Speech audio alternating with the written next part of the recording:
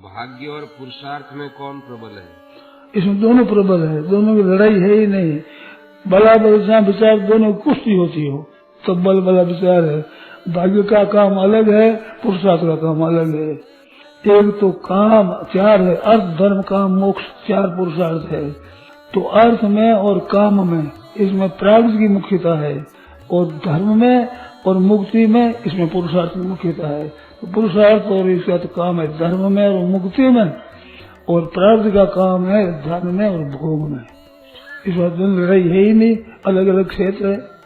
बल्लाबल तब हो गई एक लड़ाई दोनों की, तुल्य बल विरोध होता है ना, ये अलग अलग है।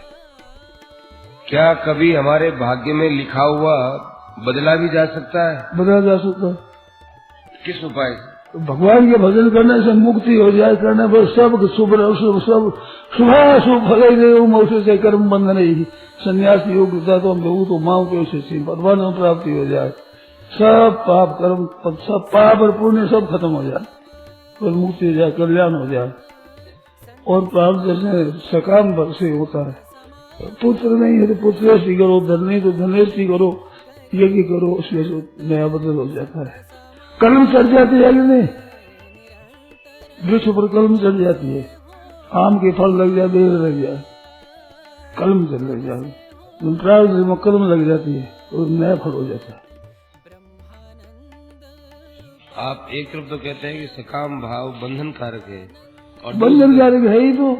दूसरी तरफ ये कहते हैं जो सकाम भाव से इसका पाठ करते हैं उनका भी उनके ठीक होता है। अंत में भगवान के धाम में जाते हैं तो वो सकाम भावी भगवान में लग जाए तो आर्तो जिज्ञासु अर्थार्थी चार तरह के भक्त बताए भगवान ने। चतुर्विधा भजन्ते माम, आर्तो जिज्ञासु अर्थार्थी ज्ञानी च। ज्ञानी तो निष्काम होता है, तो निष्काम भाव सबसे ऊंचा होता है। अर्थार्थी भक्त होता है, आर्त भक्त होता है, जिज्ञासु भक्त होता है, भगवान का भजन करे वो भक्त होता है। सकाम होने पर भी सकाम का फल अच्छा नहीं होता है, मन निष्काम हो जाता है। जैसे ध्रुव महाराज राज्य के लिए राजा के गोद में बैठने के लिए तपस्या करी, परंतु उनके चित्त प्रसन्न नहीं हुआ। भगवान मिल गए तो भी नाति प्रमाणा खुश नहीं हुए, क्योंकि मैंने तपस्या करी पर राज की वासना रखी। भगवान ने कहा तुम्हें राज बैठना 36,000 वर्ष तुम्हारे को राज्य करना पड़ेगा, पहले तुम्हारे मन में थी, इसलिए तो सकाम का तो बाधा ही होती है, निष्काम करने से ही कल्याण होता है। परंतु ये कृपा है भगवान की, कामना पूरी भी करते हैं। इस बात से चार प्रकार के भगत हैं, पर अंत में श्रेष्ठ भक्त तो निष्काम ही होता है। और दूसरे सकाम कर्म है, कर्म तो सकाम बांधने वाले होते ही हैं। भगवत भक्ति भगवान का संबंध रहने से बांधने वाली नहीं होती। कामना करने से सिद्ध हो जाए ये नियम नहीं है। सकाम भाव से कर्म करोगे तो पहले कर्म किए हैं वे जिस तरह के हैं उनसे ऊंचे दर्जे का होगा सकाम अनुष्ठान, तो फल होगा, नहीं तो फल नहीं होगा।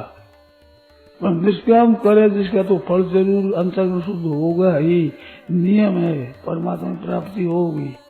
इस वास्ते कामनाओं का त्याग करके भजन भगवान का भजन करो। अपनी मारवाड़ी कहावत है, एक घर तो डाका नहीं टाले। तो ये भगवान के भजन में जाओ तो एक घर तो टालो, एक सकाम भाव तो छोड़ो कम से कम। ऐसे सकाम भाव रखोगा तो निष्काम भाव कहाँ करोगा, किसी के करोगा बताओ। हर एक काम करते हैं तो कामना पहले, यदि कुरुते जंतु तत्त काम से चेष्टा, कामना करके ही चेष्टा करता है। ये तो मनुष्य का स्वभाव है, जीव मात्र का स्वभाव है। किसी प्रयोजन को लेकर, किसी मतलब को लेकर काम करते हैं, परंतु स्वार्थ में तो सकल जग माही, सुपने प्रभु परमार्थ नाही। सुर नर मुनि सबकी यह रीति, स्वार्थ लाग करे सब प्रीति, परंतु हेतु रहित जग जुग